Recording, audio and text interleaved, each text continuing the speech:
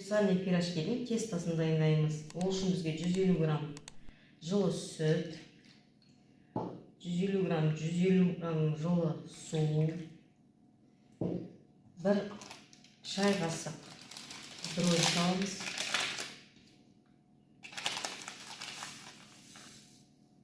Дрожжи. 1 ас қасық қант, 1 шай қасық тұз, 50 грамм сары май,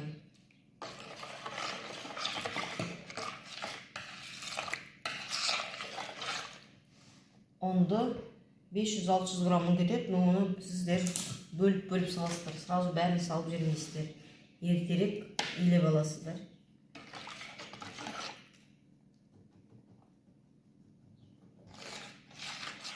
Тестаны.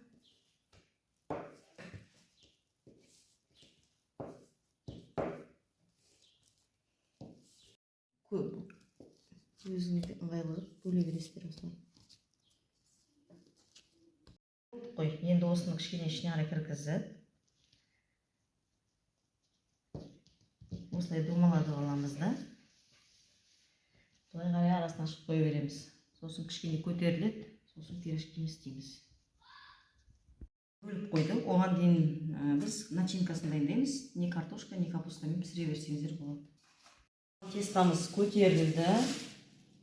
Енді картошкамен істегенмен сіздер любой начинканы аласыңыз. Капустамен істесеңіздер де болады.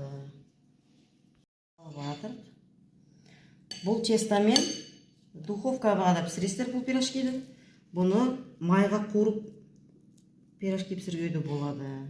Мен бүгін майға қуырып істемеймін, өйткені біздің балаларға болмайды. Листқа қоя бересіздер. Майға қуырып жесеңіздер де болады, пісірсеңіздер де болады табаға. Енді пирожкимізді істеп қойдық. Енді осы көтеріледі. Көтерілгеннен кейін духовкаға 180 градусқа 35 минутқа пісіресіздер. Бетіне жұмыртқаның сарысын жағасыздар. Бізді лепиттап, листқа салып қойдық, астына май жағып. Енді мынау көтерілгеннен кейін жұмыртқаның сарысын жағып, духовкаға саламыз. 180 градусқа 20-25 минутқа пісіреміз. Енді әркімнің духовкасы әртүрлі, енді духовкаларға қайсыздар. Листта енді жұмыртқаны жағамыз сарысын.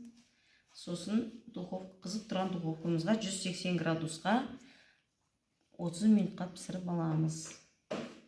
Өте жұмсақ, астарыңыз дәмді болсын. Менің арнама тіркеліп кетіңіздер. Бұны табаға майға да қуырып жесеңіздер болады осыны тестамен.